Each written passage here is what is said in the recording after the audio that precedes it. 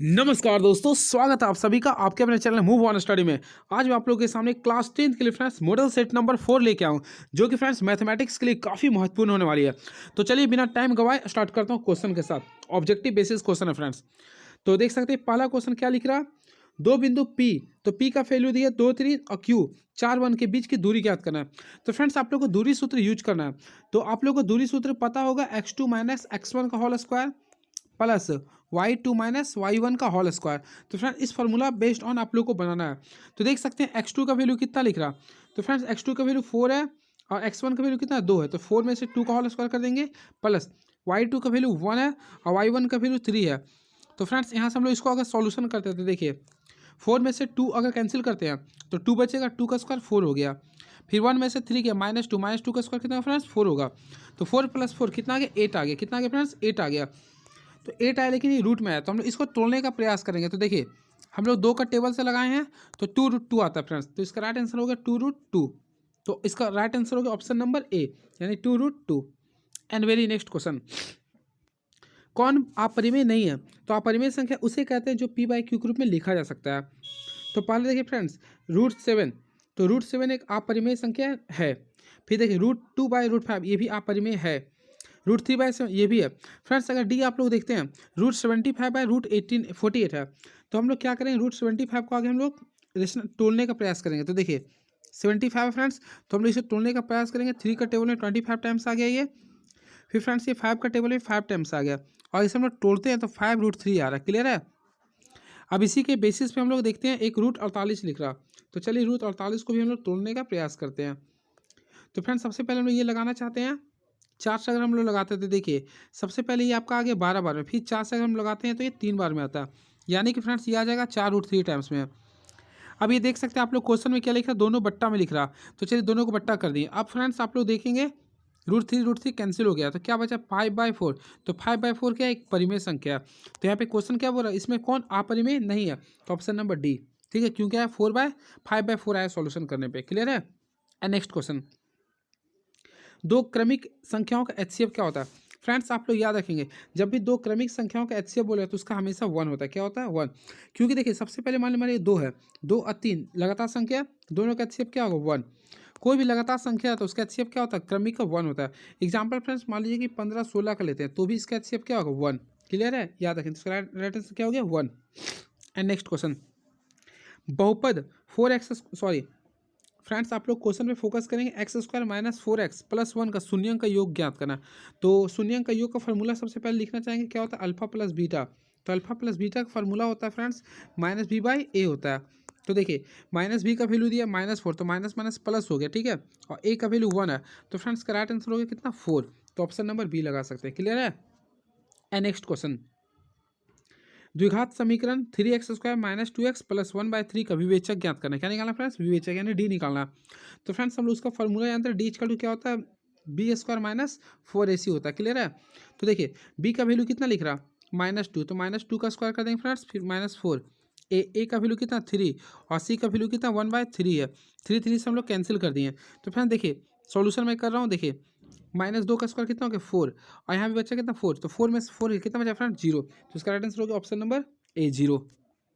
And next question 6, बहुपद इतना का गुणनफल ज्ञात करा। तो इसका सबसे पहले फ्रेंड्स गुणनखंड का फॉर्मूला याद करिए। अल्फा इंटू बीटा का फॉर्मूला होता है c/a होता है। तो सबसे पहले c का वैल्यू देखने चाहेंगे कितना 1 है और a का वैल्यू कितना 4 है। तो इसका राइट आंसर क्या होगा 1/4, यानी ऑप्शन नंबर सी। मैं थोड़ा फास्ट बता रहा हूँ फ्रेंड्स, आप लोग क्या करेंगे सबसे पहले खुद ट्राई करिएगा बनाने का, उसके बाद मैं आप लोग देख लेंगे। क्लियर है। And next question seventh question में आप लोग को बोला, इसमें देखिए आकृति दिया होगा, बहुपद में शून्यंकों की संख्या ज्ञात करना। तो फ्रेंड्स शून्यंकों की संख्या तभी आप लोग पता कर सकते हैं जब एक्स एक्सिस पे ई है। तो देखिए एक्स एक्सिस पे कोई भी ये टच नहीं कर रहा, तो फ्रेंड्स इसका 0 हो गया। देखिए एक्स एक्सिस पे टच नहीं है ना, तो इसका क्या हो गया 0। तो ऑप्शन नंबर ए हो गया। एंड नेक्स्ट क्वेश्चन, द्विघात बहुपद 2x² - 4x + 3 का विवेचक ज्ञात करना। तो फ्रेंड वही फार्मूला यूज करेंगे डी। तो डी का फार्मूला क्या होता है आप लोग लिख सकते हैं b² - 4ac होता है। तो फ्रेंड्स b का वैल्यू कितना दिया -4, तो -4 का स्क्वायर कर दूंगा -4। a का वैल्यू कितना 2 और c का वैल्यू कितना 3। अब देखिए 4 का स्क्वायर कितना होता है 16 -4 2 8 8 3 कितना 24। अब फ्रेंड्स सॉल्यूशन करेंगे तो 16 में से 24 गया तो -8 आ गया, यानी ऑप्शन नंबर सी आ गया। क्लियर है। एंड नेक्स्ट AP 10, 7, 4 का 30वां पद ज्ञात करना है। तो फ्रेंड्स सबसे पहले देखिए 9वां क्वेश्चन बता रहा हूँ, इसमें हम लोग ए निकालना चाहें तो ए होता है प्रथम पद, कितना दिया 10, और डी निकालने के लिए दोनों का डिफरेंस देखेंगे तो 7 में से 10 को माइनस करेंगे तो -3 आ जाएगा। हम लोग को निकालना है 30वां पद। तो फ्रेंड्स A30 का आप लोग लिख सकते हैं A + 29D, ये होता है फार्मूला, यानी जितना का बोलता है उसमें से हम लोग माइनस करते हैं। अब देखिए ए का वैल्यू कितना दिया 10 दिया हुआ है, फिर 29 का दिया, डी का वैल्यू कितना है -3। तो फ्रेंड्स अगर इसे आप लोग सॉल्यूशन करते हैं तो 10 - 87 आएगा, और इसे भी सॉल्यूशन करते हैं तो -77 आ जाएगा आंसर, यानी कि इसका ऑप्शन नंबर सी हो गया आंसर। ठीक है। एंड नेक्स्ट क्वेश्चन, किसी AP का सारवंत्र 5 है, तो फ्रेंड्स आप लोग को T18 - T13 निकालना है। आप लोग सबसे पहले खुद से ट्राई कीजिए बनाने के लिए। देखिए मैं बता देता हूँ, वैसे इसमें देखिए सारवंत्र ने डी का वैल्यू दिया 5, T18 - T13 का मान ज्ञात करना। तो फ्रेंड्स T18 अगर बोला जाए ना तो आप लोग कुछ भी नहीं करना है, इसके लिए वही चीज़ करना है जो फार्मूला होता है, A + n-1D होता है ना, तो A प्लस तो 18 में से घटा देंगे, कितना आएगा 17D, ये हो गया T18। क्लियर है। और T13 बोल रहा, तो फ्रेंड्स इसके लिए हम लोग यूज करेंगे A + 12D, ये पता होगा आप लोग को। तो फ्रेंड्स इसमें हम लोग बीच में लिख रहा माइनस, क्या लिख रहा माइनस, तो हम लोग क्या करेंगे देखेंगे ध्यान से, ये क्वेश्चन है तो देखिए A + 17D लिखेंगे फ्रेंड्स, माइनस करना आप लोग को, फिर A - 12D लिखेंगे। क्लियर, क्योंकि 13 नहीं था। अब देखिए ध्यान देंगे आप लोग, ये A में से कैंसिल हो गया, अब 17D में से 12D गया, कितना बचा 5D बचा। क्लियर है। अब देखिए 5 है, 5D दिए, डी का वैल्यू ऑलरेडी आपको कितना दिया था 5, तो 5 को 5 से मल्टीप्लाई किया, कितना है 25, तो इसका राइट आंसर क्या होगा फ्रेंड्स 25। एंड नेक्स्ट क्वेश्चन, तो ये तो जीरोक्स देखते हैं। नेक्स्ट क्वेश्चन फ्रेंड्स देखिए, किसी AP का प्रथम पद A और सारवंत्र D है, तो निम्नलिखित में से कौन सा सही होगा। तो फ्रेंड्स आप लोग जानते हैं AN का फॉर्मूला क्या होता है, आप लोग लिख सकते हैं A + n-1D, तो इसका राइट आंसर होगा ऑप्शन नंबर B। ठीक है। एंड नेक्स्ट क्वेश्चन, किसी AP का प्रथम पद 2 है और सारवंत्र 3 है, तो AP का 3 पद क्या हो गए। तो फ्रेंड्स सबसे पहले देखिए 3 पद निकालना है, तो प्रथम पद को हम लोग हमेशा लिखते हैं A, सेकेंड पद के लिए लिखते हैं A + D लिखते हैं। क्लियर है। और थर्ड पद के लिए अगर हम निकालने बोलते हैं A + 2D लिखते हैं। क्लियर है। अब देखिए प्रथम पद आपका दिया था 2, तो 2 लिख दिया हूँ, सारवंतर दिया हुआ 3, तो देखिए A का वैल्यू 2 दिया और सारवंतर 3 दिया हो, तो इससे दूसरा पद निकल जाएगा। फिर देखिए A का वैल्यू 2 था, फिर ये 2 फुट का और सारवंतर दिया आपका 3। सॉल्यूशन मैं करता हूँ, देखिएगा ध्यान से। तो ये फ्रेंड्स पहला पद 2 रह गया, दूसरा पद 3 2 5 हो गया, इसमें 3 दूनी 6 2 8 आ गया, तो आप इसका राइट आंसर होगा 2 5 8, यानी option number 3। And next question, AP का सारवंतर ज्ञात करना। तो फ्रेंड्स सबसे पहले AP ध्यान देंगे, 4 है, 10 है, 16 है, 22 है, 28 है। क्लियर, ये चलते रह रही है। तो फ्रेंड्स सबसे पहले आप लोग ध्यान देंगे, इसमें A जो होता है प्रथम पद हो गया, कितना हो गया 4, और सारवंतर D जो होता है ना, किसी भी अंतिम पद का डिफरेंस देखिए, किसी भी दो का अंतिम पद, तो 28 में से अगर 22 माइनस करते 6 बचता है, या फिर 22 में से 16 गया तो 6 बचेगा। क्लियर, तो इसका आंसर क्या हो जाएगा 6 हो जाएगा। ठीक है। एंड नेक्स्ट क्वेश्चन देखिए 14 क्वेश्चन काफ़ी तगड़ा क्वेश्चन, जो आप लोग को सीखना बहुत ही जरूरी है। त्रिभुज ABC में, देखिए मैं आप लोग को बता रहा हूँ केवल, त्रिभुज ABC में, यानी फ्रेंड्स मैं एक भी A कर दिया हूँ, यहाँ भी AC, त्रिभुज ABC में AB और AC के मध्य बिंदु D और E है, यानी इसके मध्य बिंदु आपके सामने मैं खींच देता हूँ, D और E है, यानी कि इसे मैं D खींचा हूँ और ये E खींचा हूँ, ये। और देखिए DE पैरेलल BC लिख रहा है, यानी कि DE जो पैरेलल है वो BC का है। BC का वैल्यू दिया 8, तो आप लोग को निकालना है DE का वैल्यू। तो फ्रेंड्स आप लोग ध्यान रखेंगे, आप लोग को निकालना है DE का वैल्यू। तो देखिए जब भी ऐसा क्वेश्चन रहता है, देखिए इसमें BC का वैल्यू दिया हुआ है, तो अगर ऐसा क्वेश्चन आता है तो आप लोग क्या कीजिएगा ना, देखिए ये जो DE होता है ना, इसका हाफ, यानी जो अपने समांतर भुजा के हाफ होता है, यानी हाफ कर देंगे, और DE का BC का वैल्यू कितना था 8 था, तो 2 का पावर में 8 कितना बनवाता है 4 बनता है, इसका राइट आंसर कितना होगा 4 सेंटीमीटर। तो फ्रेंड्स इसका राइट आंसर क्या होगा ऑप्शन नंबर C 4। ठीक है। यानी कि देखिए मैं फिर से बता देता हूँ, ये त्रिभुज है, ये ABC, अब बीच से एक रेखा खींचे थे पैरेलल में। तो फ्रेंड्स अगर DE निकालने बोलता है तो आप लोगों को क्या करना, हाफ इंटू BC कर देना है। क्लियर है। तो फ्रेंड्स BC दिया था 16, तो DE का वैल्यू कितना आ गया 8, और अगर ये 8 दिया तो ये हो गया 4, यानी हाफ कर देना है। क्लियर है। एंड नेक्स्ट क्वेश्चन, दो समरूप त्रिभुजों की भुजाएं 4:9 में है, तो इस त्रिभुज का क्षेत्रफल ज्ञात करें। फ्रेंड्स सबसे पहले देखिए क्या दिया, अनुपात 4:9, तो क्षेत्रफल निकालना है, तो जो रेशियो दिया यानी 4:9 है ना, इसका ही स्क्वायर कर देंगे, तो 4 का स्क्वायर कितना होता है 16, और 9 का स्क्वायर कितना होता है 81, तो इसका राइट आंसर 16 81 यानी ऑप्शन नंबर D।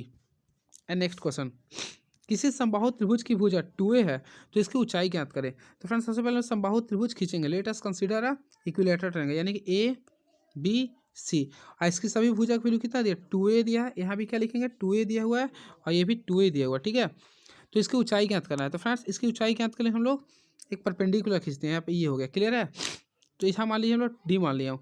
तो फ्रेंड्स आप लोग उतना मत कि इसका फार्मूला होता है, देखिए इसका ऊंचाई का फार्मूला होता है AD = हम लोग लिख सकते हैं। फार्मूला आप लोग याद कर सकते हैं, √3/2 इंटू भुजा होता है। तो इसका भुजा क्या दिया था 2a दिया हुआ। अब देखिए 2 से कैंसिल हो गया, तो √3 को a से मल्टीप्लाई किया, क्या है √3a, इसका आंसर आ गया, क्लियर है। तो इसका राइट आंसर क्या है √3a, यानी ऑप्शन नंबर √3a, यानी कि √3 यानी ऑप्शन नंबर बी आ गया, ठीक है। इसमें लिख रहा फ्रेंड्स a√3, कोई दिक्कत नहीं, आप लोग इस टाइप से भी लिख सकते हैं इसे, ठीक है। नेक्स्ट,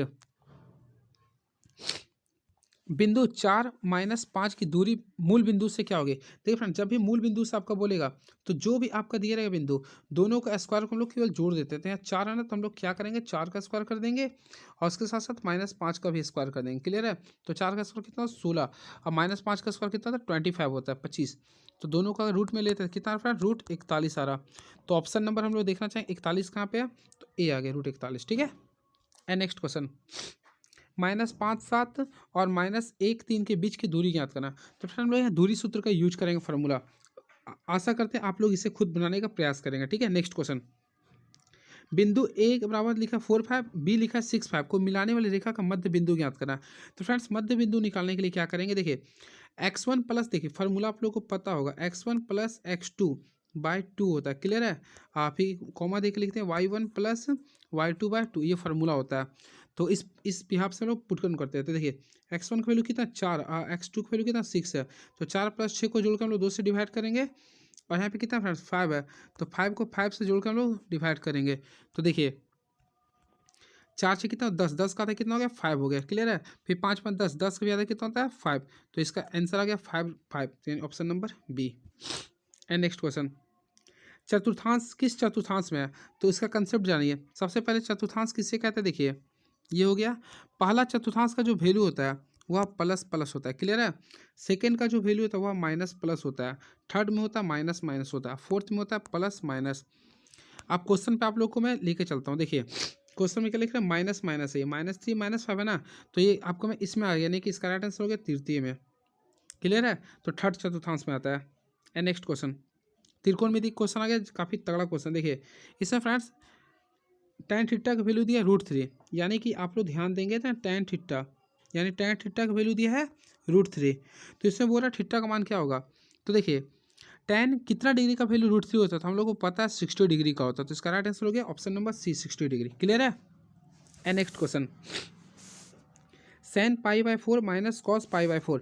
मैं आप लोग को बताना चाहता हूँ, अगर आप लोग त्रिकोणमिति पढ़ते हैं तो पाई का वैल्यू जो होता है वह 180 डिग्री के बराबर होता है, इसे आप लोग याद रखिएगा, ठीक है। ये रेडियन का कंसेप्ट चलता है, तो पाई बराबर होता है 180 डिग्री होता है, ठीक है। अब देखिए सैन लिख रहा है π/4, तो सैन π/4 आगे मैं तोड़ने का प्रयास करता हूँ। देखिए तो वैल्यू कैसे निकालेंगे, देखिए सैन ली दिया हूँ, पाई की वैल्यू कितना होता है 180। अब 180 को हम लोग 4 से डिवाइड किया हूँ। तो फ्रेंड्स अगर आप लोग तोड़ते कितना डिग्री आ रहा है 45, तो यहाँ पे लिखेंगे सैन 45, क्लियर है। यानी कि अगर हम लोग तोड़ने का प्रयास किए सैन π/4 को, तो कितना आ गया 45 डिग्री, कितना गया फ्रेंड्स 45 डिग्री।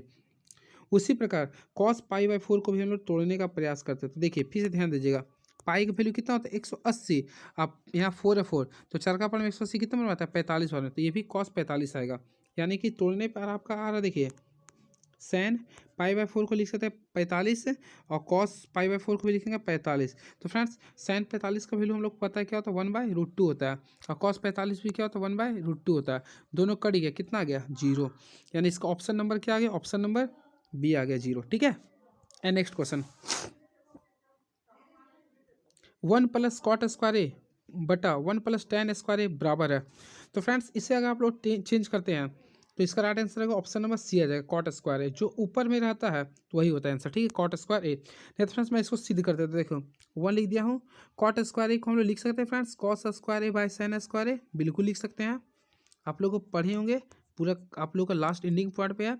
और उसके साथ देखिए 1 + tan² हम लोग क्या लिख सकते हैं, देखिए वहाँ पे हम लिख सकते हैं sin²/cos², बिल्कुल लिख सकते हैं आप लोग, ठीक है। अब इसे हम लोग भी इनका जोड़ करते हैं। तो फ्रेंड्स अगर आप लोग कीजिएगा ना तो देखिए ऊपर आ जाएगा, यहाँ देखिए इसे जब कीजिएगा ना फ्रेंड्स तो लास्ट में जब कैलकुलेशन कीजिएगा ना तो देखिएगा आ जाएगा आपका cos square A by sine square A आ जाएगा, पूरा का कैलकुलेट करते हैं, ठीक है। अब इससे अगर आप लोग तोड़ते हैं ना तो कॉट स्क्वायर ए आ जाएगा। मैं आप लोग को बोलता हूँ एक बार सजेशन करता हूँ, आप लोग बना लीजिए, फिर उसके बाद देखिए बेस्ट लगेगा ये, ठीक है। नेक्स्ट, सेक स्क्वायर ए -1 का मान ज्ञात करें। तो फ्रेंड्स मैं आप लोगों को बताना चाहता हूँ सेक स्क्वायर ए जो -1 होता है उसका जो फॉर्मूला होता है, देखिए मैं आप लोग को बता देना चाहता हूँ, देखिए सेक स्क्वायर थीटा -1 का जो वैल्यू होता है वह tan स्क्वायर थीटा होता है। क्या होता है वह tan स्क्वायर थीटा, यानी option number C. And next question देखिए 2 cos स्क्वायर 67 डिग्री है और यहाँ पे क्या लिख रहा है फ्रेंड्स sin 23 डिग्री है। तो फ्रेंड्स आप लोगों को मैं बताता हूँ ट्रिक, देखिए अगर ये दोनों को जोड़ने पर 90 डिग्री आ रहा है तो उसका वैल्यू 1 हो गया, कितना हो गया 1, तो ऑप्शन है 1, तो ये मार दीजिए, ठीक है। And next question sin x degree बराबर, देखिए क्वेश्चन काफ़ी तगड़ा लिख रहा है फ्रेंड्स, देखिएगा आप लोग क्या लिख रहा, सैन यहाँ पे एक्स डिग्री बराबर सैन अल्फा लिख रहा, सैन अल्फा लिख रहा, तो अल्फा का मान ज्ञात करना। तो देखिए इसका अल्फा का अगर मान निकालना ना तो जब भी एक्स डिग्री रहेगा तो उसके नीचे आप लोग को लिखना पड़ेगा पाई बाय 180, क्या लिखना पड़ेगा पाई बाय 180, और ये एक्स था तो यहाँ एक्स लिख दीजिए, यही आंसर हो गया इसका, यानी ऑप्शन नंबर डी चलेगा इसका आंसर, ये कुछ हट। नेक्स्ट क्वेश्चन √3 सेक थीटा बराबर 2 दिया। देखिए फ्रेंड्स क्वेश्चन थोड़ा सा आप लोग को दिख नहीं रहा होगा साफ, लेकिन मैं फिर भी बता रहा हूँ, देखिए यहाँ पे दिया है √3 सेक थीटा का वैल्यू दिया है 2, तो थीटा का मान निकालना। तो फ्रेंड्स सेक थीटा का वैल्यू अगर हम लोग निकालते हैं तो क्या होगा 2/√3 होगा। तो सेक कितना का वैल्यू 2/√3 होता है, तो आप लोग पढ़े होंगे सेक 30 का होता है, क्या होता है 30 का होता है, तो option number C. And next question ये रहा 27 क्वेश्चन फ्रेंड्स। अब आते हैं 28 क्वेश्चन पे, देखिए क्या लिखता है। 28 क्वेश्चन तो आप लोग यहाँ दिख नहीं रहा, देखता हूँ इसमें है क्या, बिल्कुल नहीं दिख रहा। तो फिर रुकिए मैं देखता हूँ नेक्स्ट क्वेश्चन 29 देखता हूँ, क्वेश्चन साफ नहीं दिख रहा 29। हाँ, एक वृत्त में कितनी स्पर्श रेखाएं होती है। तो फ्रेंड्स मैं आप लोगों को बताना चाहता हूँ, आप लोग ध्यान से देखेंगे। सबसे पहले एक वृत्त में जो स्पर्श रेखा, देखिए सबसे पहले एक वृत्त है, स्पर्श रेखा उसे कहते हैं जो किसी एक बिंदु को पास करते हैं। देखिए ये एक स्पर्श रेखा हो गया, ये भी एक स्पर्श रेखा हो सकता है, ये भी एक स्पर्श रेखा हो सकता है, ये भी हो सकता है फ्रेंड्स, ये भी आपका हो सकता है, ये भी हो सकता है, ये भी हो सकता है, ये भी हो सकता है। यानी फ्रेंड्स एक वृत्त में अनंत, यानी कि एक अनंत स्पर्श रेखा हो सकती है। क्लियर है, याद रखें कितना हो सकती है अनंत, तो इसका आंसर मान सकते हैं आप परिमित रूप से अनेक। क्लियर है। एंड नेक्स्ट वह रेखा जो वृत्त में एक और केवल एक ही बिंदु पर मिलती है क्या कहलाती है। तो फ्रेंड्स सबसे पहले देखिए एक वृत्त हम खींच दिए, वह रेखा जो केवल एक ही बिंदु पर मिलती है। तो मान लीजिए कि देखिए ये वृत्त है, एक बिंदु पे ये मिल रहा, क्लियर है। मान लीजिए इस रेखा का नाम फ्रेंड्स ए अब बी है, ठीक है, और मान लीजिए इसका पॉइंट्स का नाम दे देता हूँ यहाँ पे पी है। तो ये जो पी जो है ना इसको बोलेंगे स्पर्श बिंदु, क्या बोलेंगे स्पर्श बिंदु। और ये जो रेखा जो चार इसको बोलेंगे स्पर्श रेखा, यानी जो एक बिंदु को टच करता है उसको बोलते हैं स्पर्श रेखा। अब वही जो दो बिंदु को टच करता है उसको बोलते हैं छेदक रेखा। तो यहाँ एक बिंदु के लिए बोल रहा ना तो इसका आंसर होगा स्पर्श रेखा। क्लियर है। और अगर दो बिंदु बोलता है ना तो उसका बोलते हैं छेदक रेखा। नेक्स्ट यदि दो वृत्त एक दूसरे को कभी नहीं काटते हैं तो उभयनिष्ठ स्पर्श रेखा की संख्या क्या होगी। तो देखिए सबसे पहले फ्रेंड्स ये देखिए दो वृत्त आपको खींचना है, तो मैं आप लोगों को ध्यान से बता रहा हूँ। देखिए सबसे पहले एक वृत्त खींचा हूँ और एक जो कभी एक दूसरे को, देखिए फ्रेंड्स सबसे पहले आप लोग को यहाँ पे समझना पड़ेगा क्वेश्चन की ओर, ठीक है। देखिएगा कहाँ गया 31 नंबर है, हाँ देखिए सबसे पहले दो वृत्त करना है क्या मिस्टर, हाँ देखिए एक वृत्त खींचा हूँ, यदि दो वृत्त एक दूसरे को कभी नहीं काटते हैं, यानी देखिए एक वृत्त और ये वृत्त है, ठीक है। मान लीजिए यहाँ पे वृत्त खींचा हूँ जो एक दूसरे को कभी नहीं काटते हैं, तो इसमें बोला ना उभयनिष्ठ स्पर्श रेखा की संख्या कितनी होगी। तो देखिए सबसे पहले फ्रेंड्स एक स्पर्श रेखा मैं यहाँ खींच दे सकता हूँ, एक स्पर्श रेखा यहाँ खींचता हूँ, दो हो गया, ठीक है। अब देखिए एक हम लोग ऊपर से भी खींच सकते हैं, 3 हो सकता है, और ये क्या हो सकता है 4, यानी कि मैक्सिमम कितना हो सकता है 4। तो इसका राइट आंसर क्या होगा ऑप्शन नंबर डी, यानी कि 4 हो गया। क्लियर है।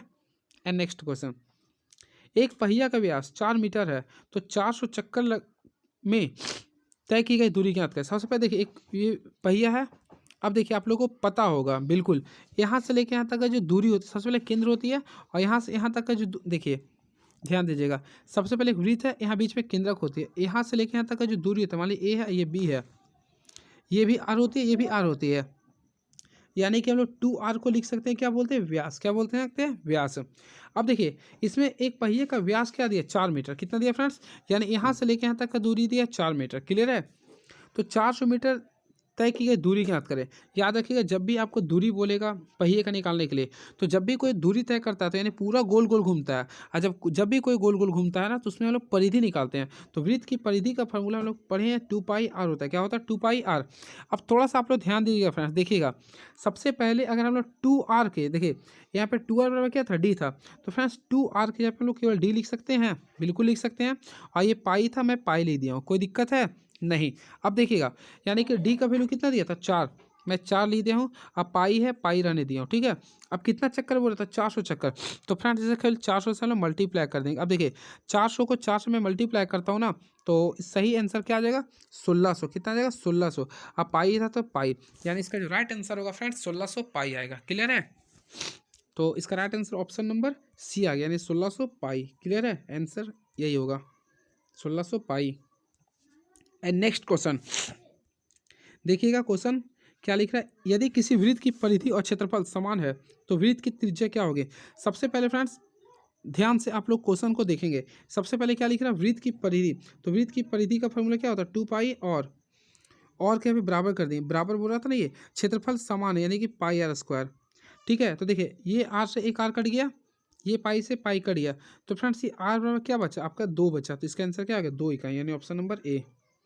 एंड नेक्स्ट क्वेश्चन, एक वृत्त का व्यास d है तो उसका परिधि क्या होगा? तो देखिए एक वृत्त का व्यास क्या बोल रहा है? d है, तो उसकी परिधि क्या होगा? देखिए सबसे पहले एक वृत्त है ये फ्रेंड्स, आप लोग ध्यान दीजिएगा, यहाँ से लेके यहाँ तक का दूरी जो होता है उसको बोलते हैं डी।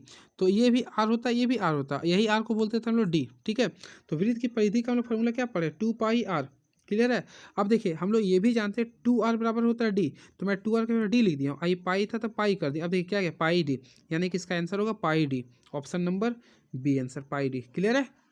एंड नेक्स्ट क्वेश्चन, यदि घन की भुजा ए सेंटीमीटर क्यू है तो विकर्ण की लंबाई क्या होगी? तो देखिए सबसे पहले आप लोगों को घन बनाना पड़ेगा। तो फ्रेंड्स ये घन आपका हो गया। देखिए घन जो होता है, घन में सभी भुजा आपस में एक दूसरे के बराबर होता है। क्लियर है ना? तो घन का जो विकर्ण होता है उसका फार्मूला होता है a√3। अब इसका भुजा भी ऑलरेडी ए दिया होता है, इसका आंसर क्या होगा? √3 ए भी लिख सकते हैं या फिर a√3, यानी option number B. And next question, अर्धगोला का संपूर्ण सतह का क्षेत्रफल क्या होगा? तो फ्रेंड्स अर्धगोला का संपूर्ण सतह का जो क्षेत्रफल होता है, इसे आप लोग फार्मूला बता रहा हूँ मैं, 3πr² होता है। अर्धगोला का संपूर्ण बोलेगा तो 3πr² वो लिखेंगे। क्लियर है? 3πr²। नेक्स्ट 37, इसमें आप लोगों को बहुलक निकालना है। तो फ्रेंड्स बहुलक उसे कहते हैं जो संख्या सबसे मैक्सिमम टाइम्स आता है। तो देखिए सबसे पहले ऑप्शन में देखेंगे 2, तो 2 कितना बार आया? देखिएगा 1 बार, 2 बार, 3 बार, यानी 2 आपका है 3 बार। ऑप्शन में देखते हैं 3 कितना बार आया। तो फ्रेंड्स अगर 3 पे हम लोग जज करते हैं तो देखिए ये 1 टाइम्स आया है, यानी कि केवल 1 टाइम्स आया। अब हम लोग मान लीजिए कि 5 को देखते हैं कितना बार आया। तो फ्रेंड्स 5 के लिए देखता हूँ कितना बार आया। ये 1 टाइम्स आया, केवल 1 टाइम्स है। और 0 भी 1 टाइम्स है। तो आप लोग देख सकते हैं केवल 2-3 बार आया, तो इसका राइट आंसर क्या हो गया? 2। ठीक है। एंड नेक्स्ट क्वेश्चन, प्रथम 5 पूर्ण संख्याओं का माध्य ज्ञात करें। तो फ्रेंड्स पूर्ण संख्या उस संख्या को कहते हैं जो 0 से प्रारंभ होता है। तो पहला पूर्ण संख्या 0 हो गया, अगला हो गया 1 हो गया, फिर अगला हो गया 2, फिर फ्रेंड्स नेक्स्ट हो गया 3 और लास्ट हो गया 4। अब देखिए प्रथम 5, तो 1 2 3 4 5 हो गया, इसका क्या निकालना? माध्य निकालना। तो कुल कितना? 5 था तो 5 कर दिया। अब देखिए जोड़ेंगे 4 3 7, 2 9 और 1 10। तो 10 को हम लोग 5 से भागा देंगे, कितना आएगा? 2 आएगा। तो इसका राइट आंसर क्या हो गया? 2। तो ऑप्शन नंबर बी। ठीक है। एंड नेक्स्ट क्वेश्चन, एक पासा को उछालने पर सम संख्या आने की प्रायिकता ज्ञात करें। तो फ्रेंड्स सबसे पहले एक पासा को आप लोग उछालते हैं तो देखिए क्या क्या आ सकता है? देखिए 1 2 3 4 5 और 6 आ सकता है। क्लियर है ना? ऐसे में बोल रहा सम संख्या आने का। तो फ्रेंड्स सम संख्या कौन कौन आ सकता है? 2 होता है, 4 और 6 आ रहा। तो देखिए प्रायिकता निकालना, यानी कि कुल सम संख्या कितना बार आ रहा? 3 आ रहा, और टोटल कितना था? 6 था। 3/6 करें, कितना आंसर आ गया? 1/2। क्लियर है? तो इसका राइट आंसर क्या होगा? 1/2। And very last question is now, असंभव घटना की प्रायिकता होगी। तो फ्रेंड्स असंभव घटना की जो प्रायिकता होगी, हमेशा याद रखेंगे जो प्रायिकता का जो वैल्यू होता है हमेशा 0 से लेके 1 के बीच में होता है। क्या होता है? 0 से लेके 1 के बीच में होती है। तो देखिए 0 भी लिख रहा है, 1 भी लिख रहा है, तो 2 और 3, तो 2 3 तो नहीं होना चाहिए। इसका आंसर लिख रहा है ए, यानी कि फ्रेंड्स असंभव घटना बोल रहा है, तो इसका आंसर लिख रहा है ए। कन्फ्यूजन में क्वेश्चन है फ्रेंड्स आप लोगों का। ठीक है, तो चलिए ये रहा आप लोगों का पूरा क्वेश्चन आज का। ठीक है, और कैसा लगा आप लोग बता दीजिएगा। और साथ साथ देखिए ये क्वेश्चन है जो आप लोग का पेपर में आ सकता है 6 मार्क्स का। तो त्रिभुज के समांतर आप लोगों को थिल्स थ्योरम आ सकता है। तो ये मैं सिद्ध किया हूँ, आप लोग देख सकते हैं क्वेश्चन ही आ सकता है आप लोगों का सिद्ध करने के लिए, ठीक है। तो चलिए यही क्वेश्चन था आप लोगों के सामने, मॉडल सेट 4 नंबर। चलिए थैंक यू सो मच।